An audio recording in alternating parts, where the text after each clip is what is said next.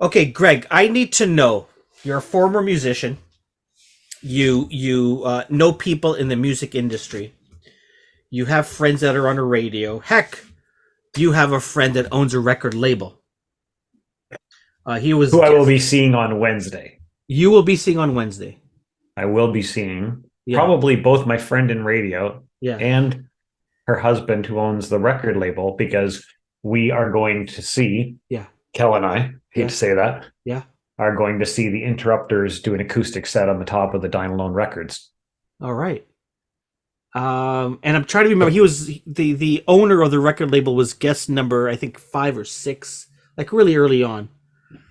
Because we talked to our friends first and I'm trying to remember which episode he was. Regardless, that's not what this is about. I want to know your thoughts, Greg, on uh, AI and music, specifically the AI Oasis band, the AI Drake, AI Weekend. What are your thoughts on this? Good, bad, indifferent? Who cares? Get off my lawn. What are your thoughts on all of this?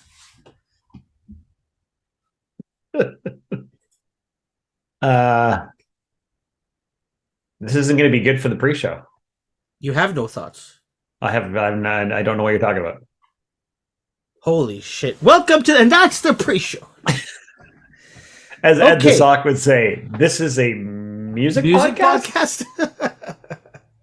Okay, so there is so I'm probably going to be happy that I have no idea what you're talking about. So go ahead. so AI stands for artificial intelligence. Thanks. Yeah, no problem. I'm here to educate the listeners. And so I mean, we spoke about this not too long ago about at least about Oasis, that there was this whole Oasis album that was made using AI. But most recently, there's a song. If I just do a quick search for Drake the Weekend AI song, "Heart on My Yes. Sleeve" was the name of the song. Yes. I do know what you're talking about now. Use Drake the Weekend artificial intelligence talk technology to create this song.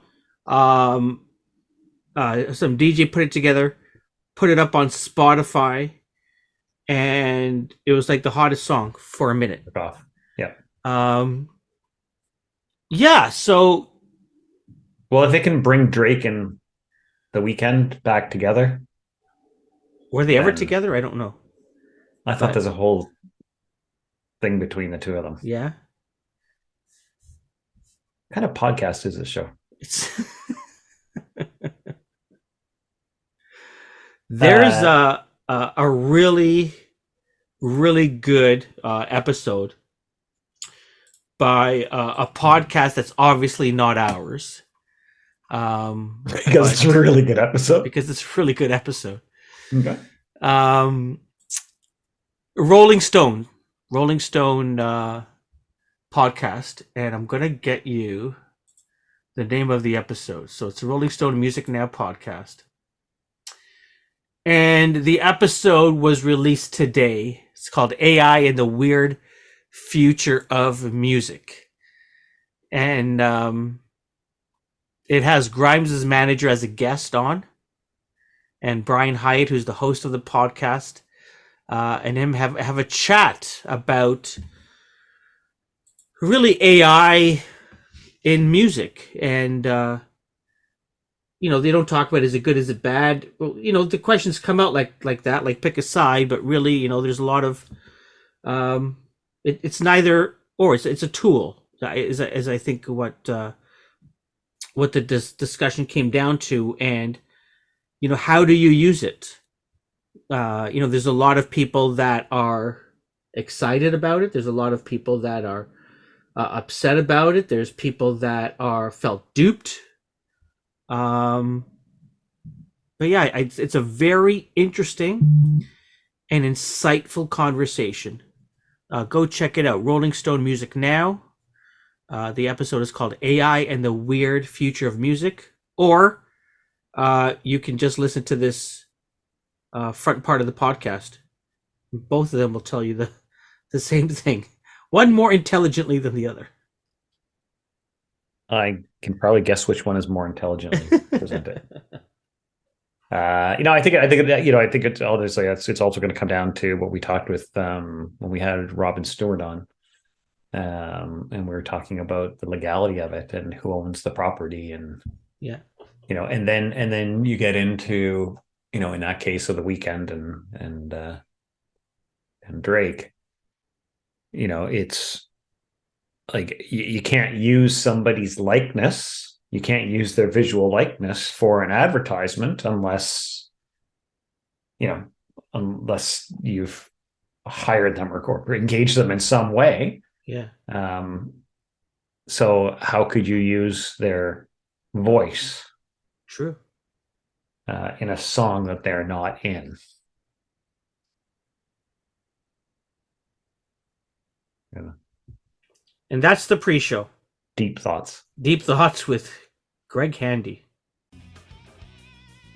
Hi, the following podcast is brought to you by Radical Road Brewery, the best craft beer in the heart of Leslieville. Find them at 1177 Queen Street East. That's Radical Road Brewery. So we're going to put this up at the front. Okay. Just introduce yourself, your name, the name of your band. Mm-hmm. And after you introduce yourself, just say the name of the show. Welcome to the music. Welcome to the music. Yeah. Do I say, and welcome to the music? Or do I say... We're going to leave it all up to you. Okay. People get creative. And no pressure. I'm just putting it out there. If you want to scream the intro, I'm not going to scream it. I'm not going to scream not, it. My mom's right here. She doesn't really like when I scream too much. That's cool. She thinks it's nice when I sing, not when I scream. Oh. Okay, so here we go. What's up, guys? This is Ev Gallows from the band Judgement, and you're listening to Welcome to the Music.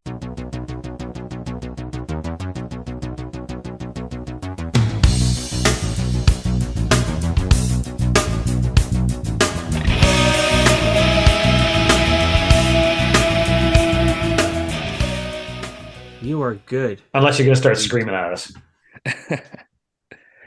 No, I think I'll save the screaming for today. Okay, so let's start off there, Ev. I watched your latest video, by the way. For the unreleased track. Well, by the time Greg gets around to releasing this episode, I knew this was coming. It'll be released. Okay, cool. So yeah, that one's called Faceless. Faceless. What a song. What energy. Thank you, man. In that song. But the reason I want to ask you this question is I was looking at you and I was hearing your voice and I can't see the screams coming out of this wholesome looking boy here from Oshawa. Greg and I earlier were talking about AI. Right. In music. And there was that Drake and the Weeknd song that came out a couple of weeks ago. Of course, right. Ev knows it. Greg, I had to fill in what AI was. He didn't know what's going on. What are your thoughts on AI in music? And I know there's technology in music, but using AI to create voices and to create sounds that on purpose sound like another band, right, or another musician or singer. I mean, I'll be honest. I'm not a huge fan of it. I think that it kind of takes the creativity out of the minds of people, and now they can basically they can have a computer make a song for them. Mm-hmm. And as for like the AI sounding like current people, I think it's cool. Like you first hear it and you're like, wow, this is like pretty insane that a computer can basically emulate a different person's voice and sound like pretty bang on, Yeah. The only thing with it is I think that it will at some point, maybe it's too early right now, but I think that it's going to cause like an issue with history. Oh. And what I mean by that is computers are now so advanced that they can take a video of somebody and make their mouth move. Yes. You know what I mean? And Yeah. and make it look like they're saying something. And now they can basically speak into a microphone and sound like that person. Mm-hmm. So I'm curious to see what happens in the future, because I feel like, that could be an issue. Yeah. People just faking that, this person said this. Look, here's this video, the person saying it. Meanwhile, it's completely deep faked, Yeah. I hear you. Yeah, that's we talked about that a bit in the pre-show, from the perspective of and we've talked about this a few times on the podcast over the last couple of months. There's the issue of there's the legal issue in terms of intellectual property. Right. And then to your point, there's the issue of, again, producing that quote unquote Drake and Weeknd song without Drake and the Weeknd endorsing it or being a part of it or being paid for it or whatever. Right. Like it just turns it on its head. Well, absolutely. Like if you were to do that as a person, and say, hey, I'm Drake, and this is like you would get sued into the Stone Age, Yeah. And these basically like people are using these AIs, creating these songs, putting them on Spotify. They're making money from that music. So I don't know, like it's pretty interesting. Nothing's really like been talked about. I haven't heard anything like talked about by like musicians and band members about it. But and I don't even know if Drake has came out and said anything about it. It's just like it's a really weird thing that people are making money just basically saying I'm you, Mm. It's weird. Interesting. Yeah. On the other hand, you have Grimes comes out and says, use my stuff, let's split it 50-50. Go ahead and make something interesting, make something cool.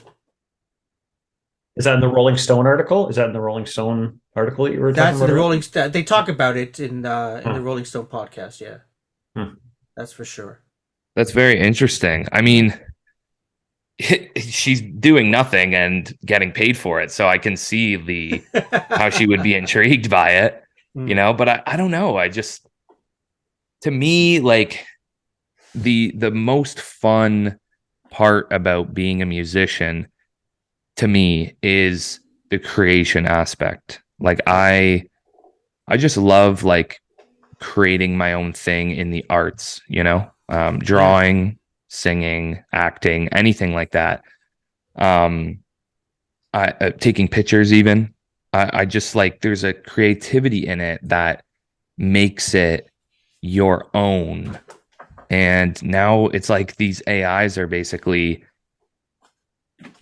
taking your music catalog and saying, oh, okay, so like, this artist talks about these certain things, so let's talk about these certain things. Like it's stealing an identity almost. It's really weird. Wow. Yeah. It's interesting because it reminds me sort of, again, it's the next level, and other bands have done this before, but I think of the one example is, I think it was Year Zero that Trent Reznor and Nine Inch Nails released, and they just released the bed tracks. It went, okay, knock yourself out. And some of the remixes are absolutely phenomenal. So again, in that case, Trent went, here's my IP, go to town with it. Because I remember Capital G, there was the song Capital G, which was quite heavy. And then somebody did this huge brass version of it.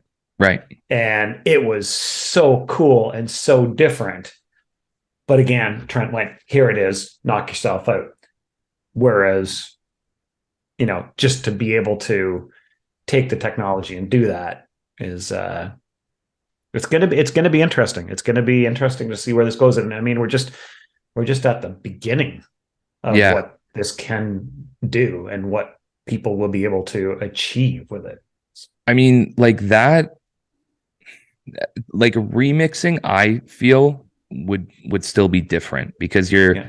you're taking Uh, you're taking what the artist created, and then you're just putting your own unique spin on it, which that's intriguing for artists, because let's say Nine Inch Nails, they're like very like this industrial metal sort of sound.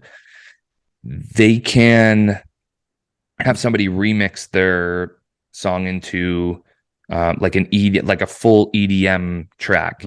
mhm. EDM is such a huge community, and they are basically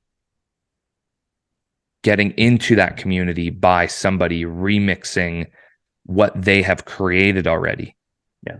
So yeah, I think that it's different than that. Like AIs are literally like just ripping you off, creating something new, but it sounds like you, and it's like emulating your voice and like your rhythmic patterns and your flows and stuff. I don't know. It's crazy, man. I can't even believe that it's a thing, to be honest. Yeah, it's Pretty crazy. wild. So we want to talk about the band. I mean, here we are talking about AI. Yeah.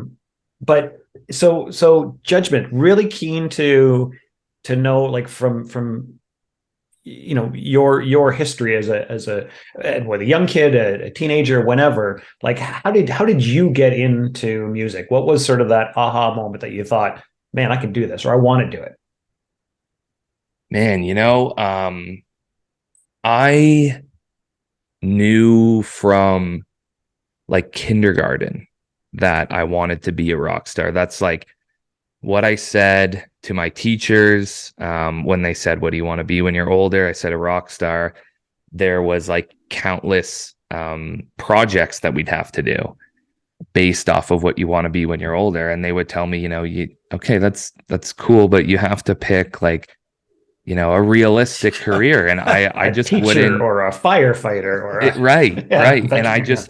I wouldn't steer off of being a rock star. I think that from a very young age, like music was introduced to me through like my parents, and music was always being played around the house, in the car. My parents were always singing. And What then bands I were they kind of, listening to? What music were they listening to at home and in the oh car? man, back then, a lot of oldies, classic rock. My mom was a big Shania Twain fan. So I know, a good amount of Shania Twain songs. Um, and then I a can see little the bit, influence. yeah, I know. A little bit later, my dad started getting into like heavier bands. Like it started off not like super crazy, but like 3 Days Grace, Breaking Benjamin, Godsmack. And then it ventured into like Slipknot. And that's when I was like, okay, this is something that I can see myself doing. Wow. At the time, I didn't know how to scream or anything like that, right? But Slipknot is such an interesting band, like there's like 13, 14 members, like half of them are just banging a metal barrel with a bat and like making this unique sound that nobody ever heard at that time. It was like bringing like new metal and clashing it with death metal almost, and it was something special, and I think a lot of people resonated with that as well. But basically, when I heard Slipknot, I was like, okay, I like heavy music, and then that's when I kind of branched off into my own sort of music catalog, like not my parents anymore. And I got into a lot of like the earlier sort of scene emo, post-hardcore sort of vibes. I really liked Asking Alexandria back in the day. 3 Days Grace is still like one of my favorite bands, even today. There was Of Mice and Men. I was really into them. There was a German band called We butter the bread with butter. And they are insane. It's Love that like name. it's crazy. I hate it now. Like I listen to it, I'm like, what did I like about this music? But I think it was just so, like, it was so foreign sounding to me, like these like heavy instruments, and then they were being clashed with a lot of like synths and keys, and back then like it wasn't very common. So I was like, wow, this is interesting. And now fast forward to today, like a lot of those same things are being used in hardcore, deathcore, post-hardcore, metalcore, all that. Electronic core. Yeah. I honestly, like yeah, I mean, you know that Brian and I and our family go to a number of post-hardcore shows. Right. Electronic core. I've never. I need to explore that. Yeah. Wow, okay. I just great. looked up WBTBWB. Apparently they go by as well, which I didn't. There you go. We butter our bread with butter. I got to check them out. That's awesome. You definitely do. It's very interesting music. And it's not like it's German. They're not speaking English. So you don't even know what the hell's going on. It's crazy. That's awesome. Can you talk about, speaking of like sort of post-hardcore scene, can you talk about the importance of, and not just for yourself, but just, the genre, Canadian post-hardcore bands like Alexis on Fire, what I mean? Like the importance of how they sort of forge that Canadian, there's almost a Canadian sound-ish to it, but like, you know what I mean? Like, right. Can you share a bit about that? I mean, yeah, like, I think it's important, just Canadian music in general, but to have like these like super great role models in my sort of alleyway and my genre of music it's really inspiring, because you see a lot of bands in the States getting big, and there's like, that's not the case with Canadian bands, I would say, especially in like these heavier sort of genres. But Alexis on Fire, they're one of my favorite bands, and it's incredible what they've accomplished. They've been doing it for a long time, but the longevity that they've had as well. They didn't put out music for a very long time. Before this, their most recent record, I think it was like 13 years or something, but they were still touring the world, so I think it's really cool to see Canadian bands like music become big in other parts of the world too. Canada's not, we're not known for our heavy music, we're known for a lot of like country artists, a lot of like there's a lot more like rock artists, like radio rock artists coming out of Canada, but we're not super known for the heavier stuff. And so being in a market like this, it's really cool to kind of see bands venture out and go on tour in the UK, go on tour in Europe, Australia. Like even our Spotify numbers, Canada is, I think, the third country on our top listen to list. And it just shows you like we're from here, but these people in, places like Europe and UK and stuff, they love this type of music. They have massive festivals there. Canada like doesn't have any really heavier festivals anymore. They're all in the States. So it's getting harder to kind of build a foundation in Canada, but to see bands like Alexis on Fire or Silverstein kind of doing it and like doing it well, it just gives you kind of hope to be like, okay, I just got to keep pushing and get out of Canada, right? Mm-hmm. That's the goal. Yeah. It's is funny that what because you guys are doing with Judgement? Sorry, guys. Go ahead. Is that what you guys are looking to do with Judgment? You guys are looking to get out of town? I mean, Hit the road? ideally, yeah. Like it all just comes down to like who is listening to our music the most, right? Right now we're fully independent. Everything that we've done thus far has been through us and our efforts and our connections and stuff like that. And there are, there is demand for Judgment outside of Canada, but you got to get your visas. You gotta, create a fan base, but not only that, like build relationships with bands that are not from here, so they can kind of, you can work together basically, and have a good show. Is it worth it to buy visas, which are like roughly $1,000 a band member, to go into the States for, whoever knows how long, let's say 2 weeks, right? If you don't go back to the States, your visa expires in 30 days. So basically you need to keep going back into the States every 30 days, or else your visa's gone and you have to pay for it again. Like it's rough. It's rough. Oh, this is interesting. I never knew about this. And the visa allows you, I'm assuming, to get paid for work. Exactly. You're not just going over with your passport with a truck full of amps and guitars. Yeah, like it's illegal to do that. I mean, there's probably some bands that do it and they would just risk it, but that's not really something that we're about doing. That can literally like ruin you ever going back into the States, just because you tried to make a couple $100 at a show in Buffalo. You know what I mean? Wow. It's not worth it. That's really interesting.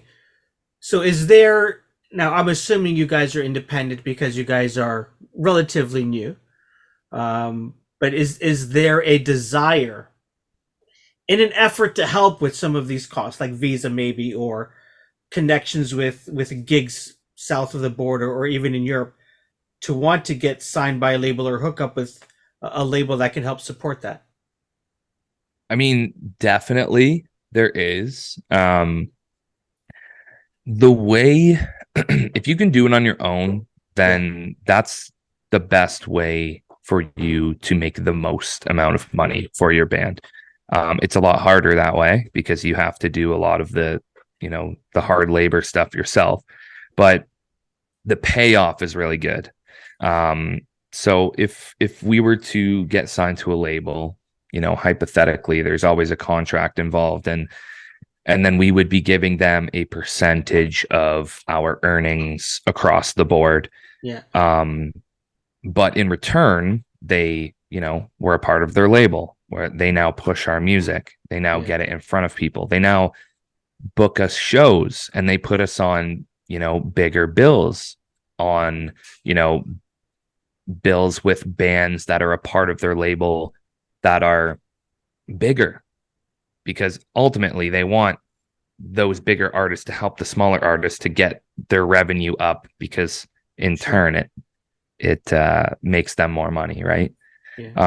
So there's different ways of going about it. Ideally, for me personally, I would like to do it all on our own, but if the deal's right, you can't say no. You know what I mean?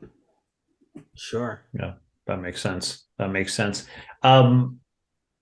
Speaking of producing music, I know you guys worked with Wade McNeil from Alexis on Fire. Yeah. How was that, man? That was like, you talked about them, being one of your favorite bands, and then there you are working with Wade. And dude, it was actually like one of the highlights of my whole life. Like, it was insane to work with like somebody that you idolize like that, who helped you create music essentially and like get into this industry.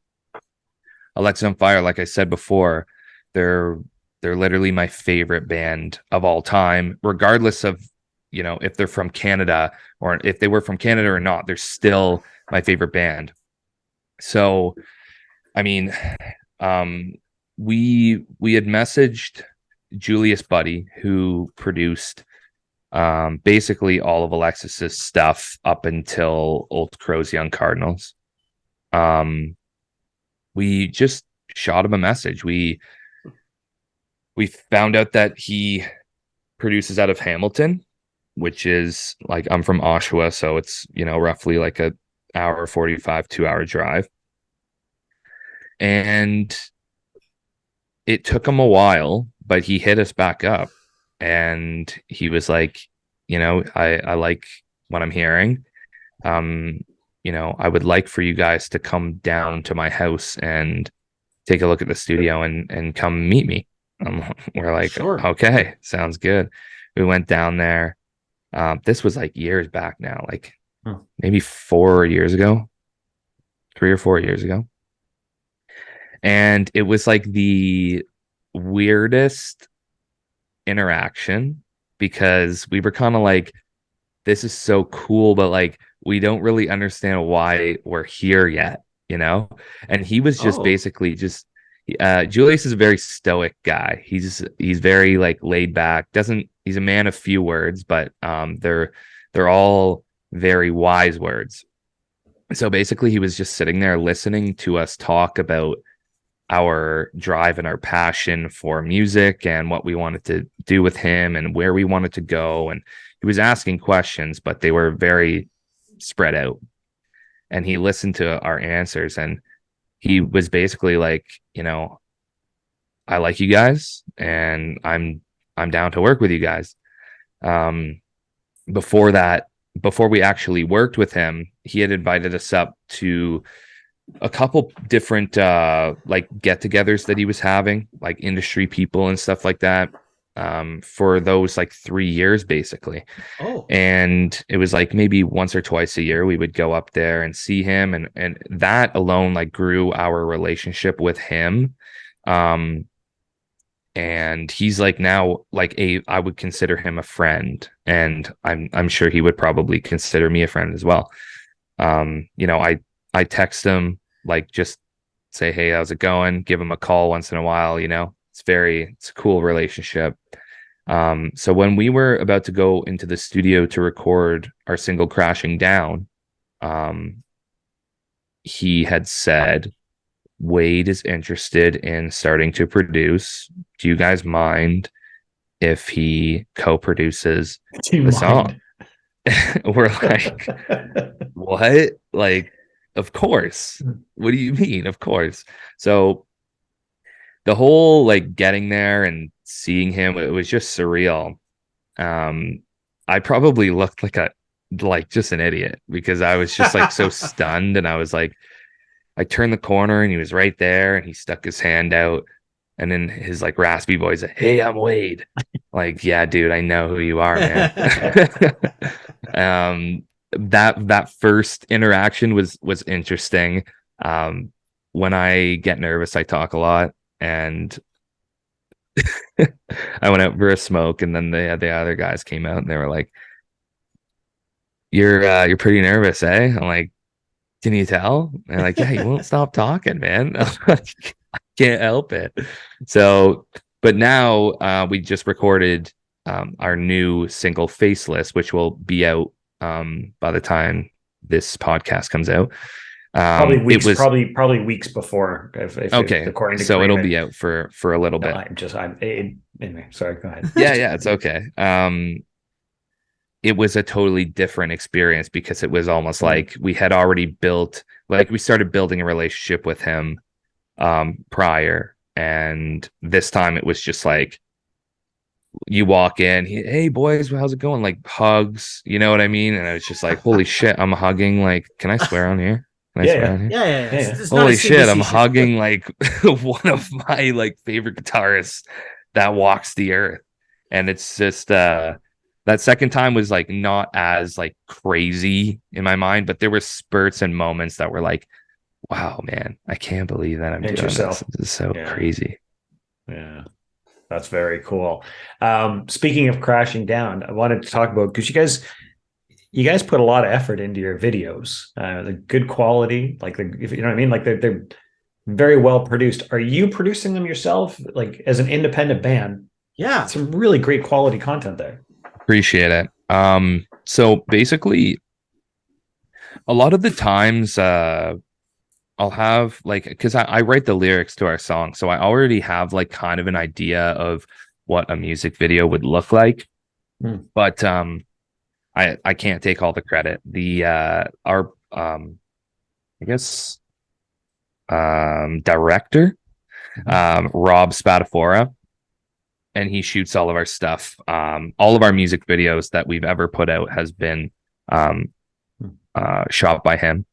And basically, I tell him our vision and what we want, and he writes it all down, and he says, okay, I have a lot of ideas, we can do this, we can do that. And basically the whole time the video is being shot, me and Robert together, like, what do you think of this, what do you think of that? We're just like playing off of each other, and it's a really cool working relationship that I have with him. But he is so incredibly talented. He was in a band prior to kind of devoting his life to videography, and that's the first time we met him. So after that, it was like years after we heard that he was shooting music videos, and we hit him up, and he came down. He lives in like Burlington area, so he came down and shot our first video, Terra Firma, and we loved it. Like, we loved every second of it. We loved working with them. We get along with them really well. It's almost like we have this relationship like we've known him forever. But it's only been a couple years, and we just get along super well, which makes the process even better. But he is like so talented at what he does, man. So Spad Productions is his production agency. Roberto Spadafora is his name. Good, nice. Really good guy. Nice. That's really cool. So 2018, you guys win Oshawa's Emerging Artist Award. Right. Couple of years later, the world shuts down. No one's touring. Everyone's staying inside.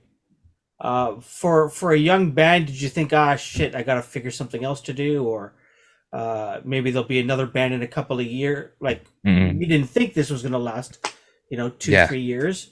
What's going through your head?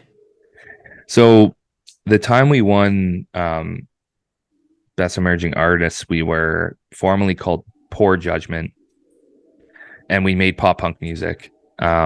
So right before, I guess it was like late 2019 or like mid 2019, we had this idea of like rebranding everything, changing our name to just Judgement, making heavier music, just rebranding the whole entire band. We had just got out of the studio with a producer named Sam Guyana, who produced our whole EP called Define Alive.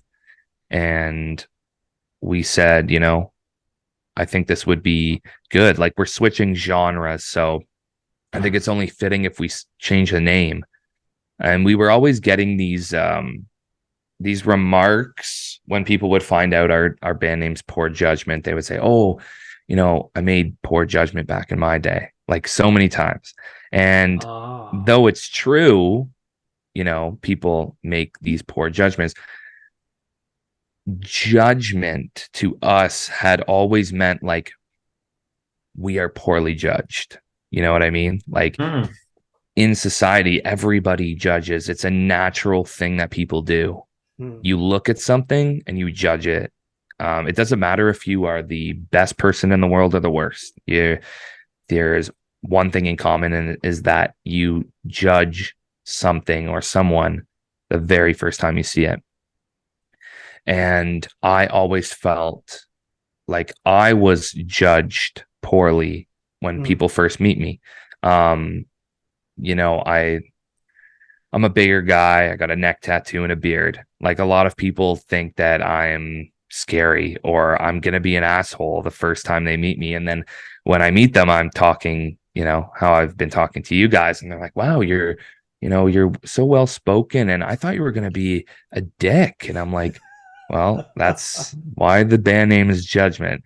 So basically we dropped the pour and kept the judgment, because I felt like that just embodied kind of like our, like, the meaning behind it a little bit more.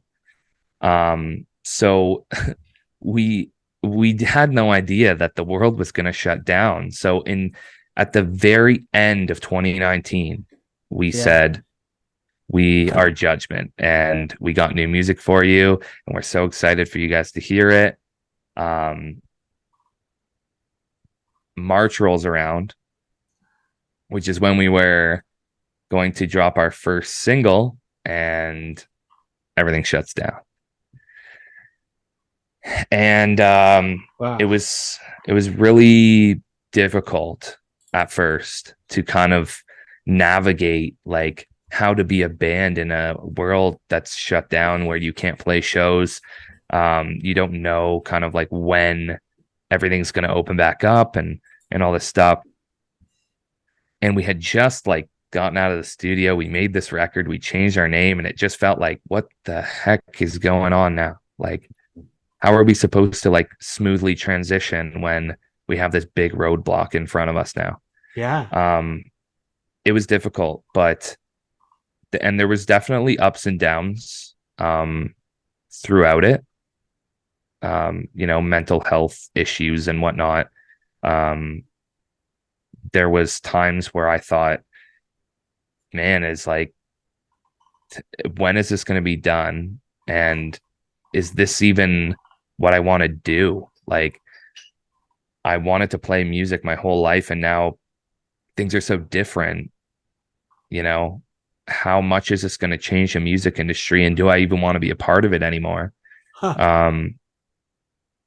There were times where I think we all kind of thought that in this band, but we kind of helped each other up, like, every single time one of us was kind of heading down that road. We would pick them up and dust them off and say, listen, just you chill for a bit. We'll kind of take over. We'll pick up the slack. And, when you're ready, kind of come back in here and start working. So usually when you release music, the first thing you want to do is go on a tour and, show people your music. And we had a fresh catalog of music, right? This is like, we're part of a different band, basically, a different entity. So we had to go about it a different way. Then we just went online and we started learning all of these different skills, like video editing. We bought cameras.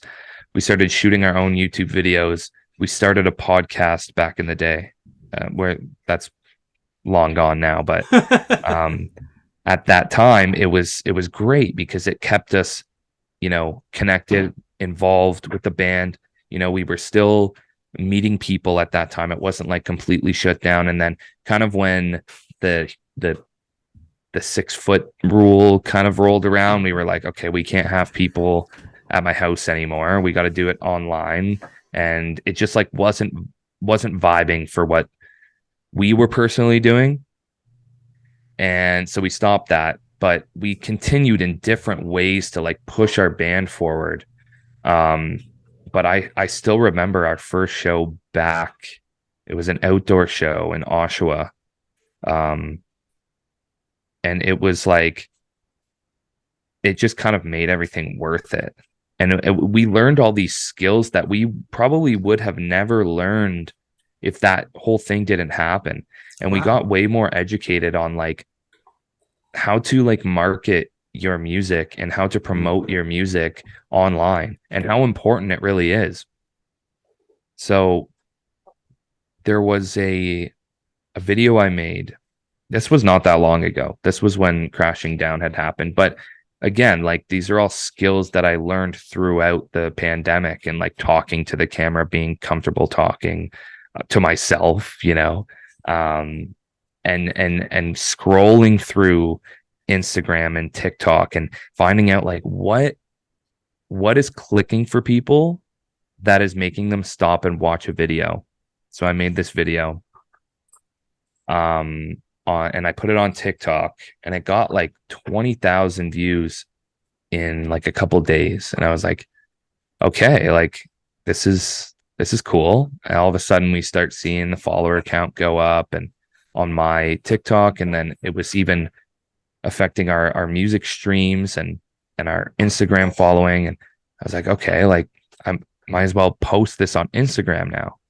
I posted it on Instagram and it took off. Like it went, I don't know if it went viral, but it went semi-viral. It's got like 250,000 views on it. And like, I think like over 30,000 likes.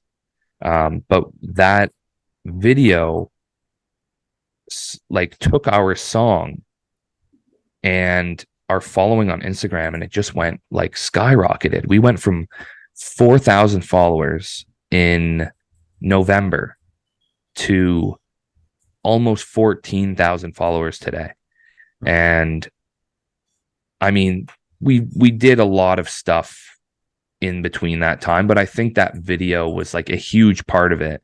Like it was clicking for people. And not only like, wow, this is a cool video, but wow, I want to save this video. Wow, I want to like this video. I want to comment on this video. I want to show my friends. I want to look at their music up on Spotify.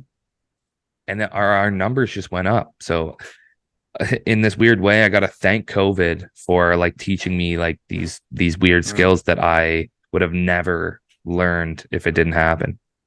Wow. That's fascinating. It's fantastic. It's great to hear. Because again, we've talked with a number of musicians over the last number of years, because we launched right before COVID as well. Right. This podcast, Welcome to Music. We had a couple of shows at Radical Road, and then all of a sudden it's like, oh, okay, we're doing it from home. One of the things you touched on earlier, or just a bit ago, was around, COVID and mental health. And I know for you guys, supporting and talking about and, singing about mental health and, suicide is important for you guys. Can you talk about why it's so important for you and for the band? For sure. So when I was in high school, I used to have like really bad stage fright, like super bad, where I was like, I don't even know if I want to, I don't even know if I can be a rock star anymore, So at that time I was kind of like looking into other career paths and whatnot. In grade 12, I went into like an anthro psych and soc class, and it really intrigued me.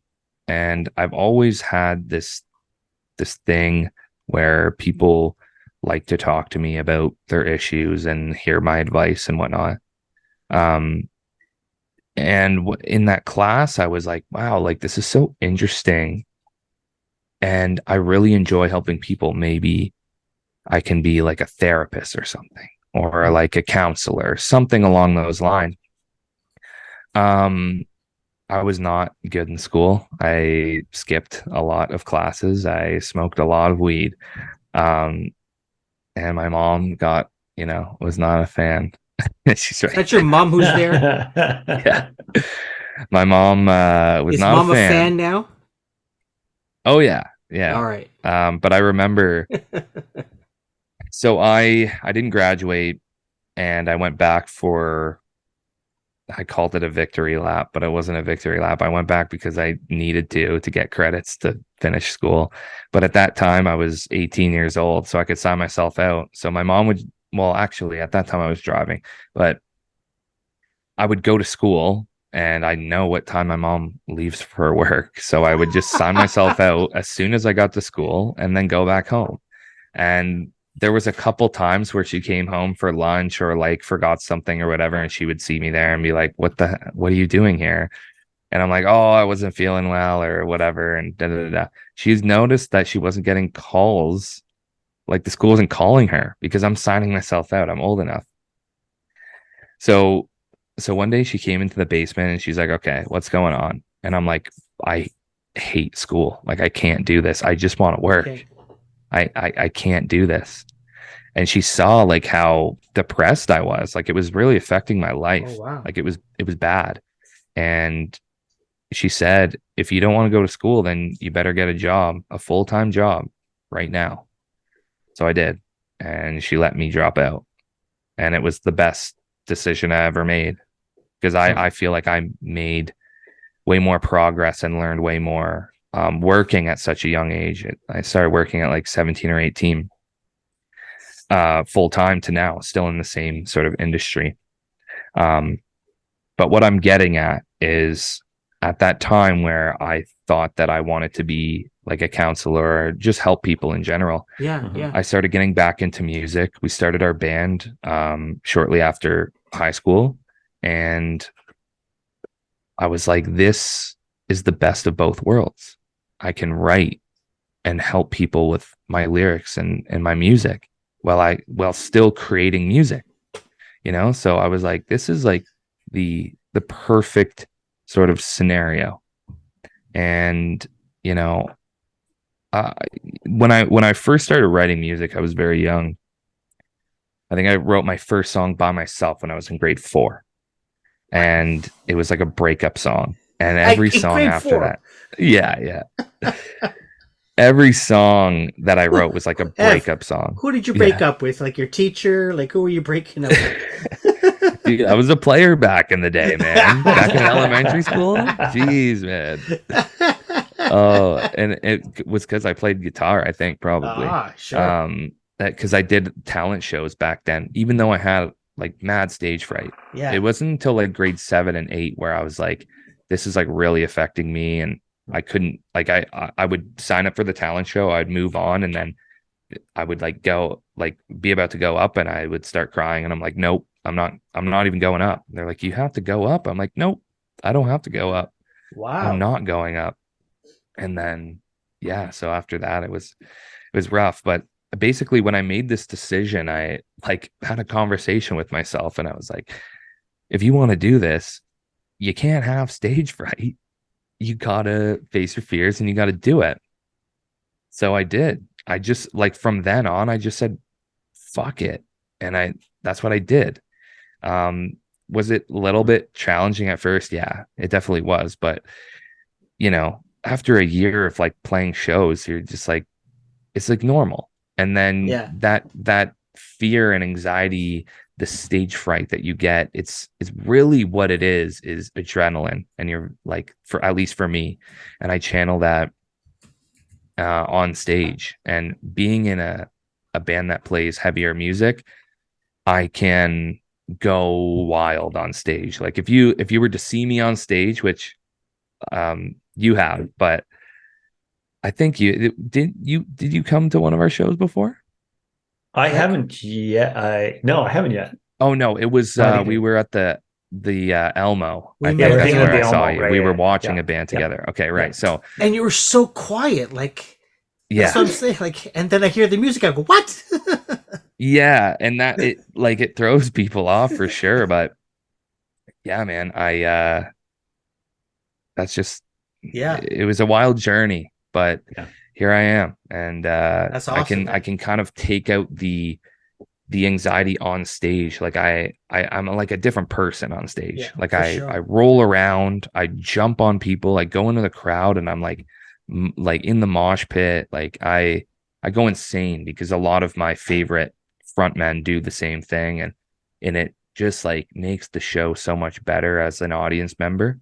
Yeah. And that's what I try to do, is like make you as an audience member a part of Judgment for the hour set that we have. That is Nice. awesome. Nice. I just realized that Faceless is a breakup song. Yeah, so Faceless, I mean, if you want to get into that, it actually was like somewhat of a breakup song, but it wasn't my personal breakup song. I have this thing where I think I'm a very empathetic person, and I think that like causes me to like be pretty good at like putting myself in other people's positions. So that song is actually about my parents' divorce. They split up when I was like 12 years old. And they were together for like over 20 years. So being 12 years old and seeing your parents like split up, it's a weird kind of age because you're old enough to like have seen them happy for a lot of your life, and then it switches, and their divorce was not the greatest. So then you see like a totally different change in both of your parents. And now, it happened when I was 12. I'm gonna be 26, and I mean, maybe when this comes out, May 18th is when I turn 26. But did he pay you $5 to say that, by the way? Okay, carry on. Go ahead. I'm gonna get my guitar and we'll sing happy birthday to you after this. Yeah. No, but fast forward to like so much farther into the future, and they see each other, and they just pass by like they're strangers. And I had this conversation with my mom, like it's so weird, like she said, it's so weird that I spent so much of my life with him, but now when I see him, it's like he's like just a stranger. And I was like, that's a cool idea for a song. So that's what Faceless is about, is just about being with somebody, being so close with somebody, where they know you like so well, maybe even better than you know yourself. But then it's over, and it's almost like that person doesn't exist anymore. Mm-hmm. You don't know that person anymore, and they become faceless. And that's what the song is about.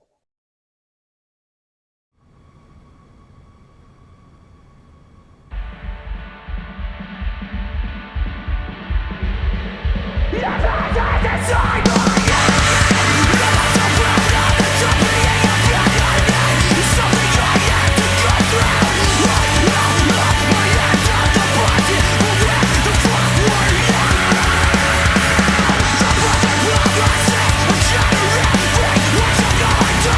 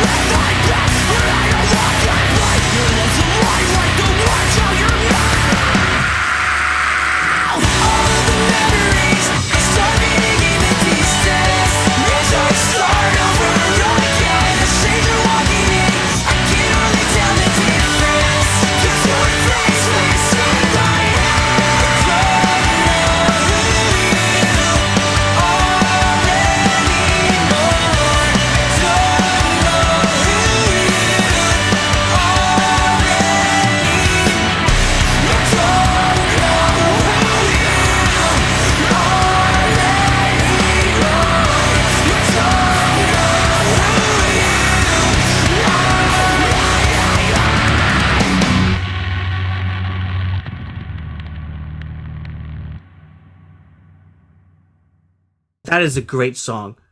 Thank you, man. Yeah, you're welcome. And so, Ev, listen. This has been a fantastic conversation. Well, thank you guys. I had lots of fun too. It was awesome. You're an amazing guest. Thank you. I can imagine like 15 years from now, you've got like a bunch of tours behind you. You've got a bunch of award-winning songs and albums. And this almost 1 hour that we've been speaking could last for hours on end. For sure. Thanks so much for sharing. You're a great storyteller. You're a great guest. Last question for you. What's next for the band Judgement? And any tours coming up? I know there's probably a birthday concert maybe you're playing. I don't know. But yeah, where can fans see you? Man, so I mean, we're playing shows all over Ontario. We've kind of talked because there was a little bit of talk about going out west this year, but I think that next year will probably be the year.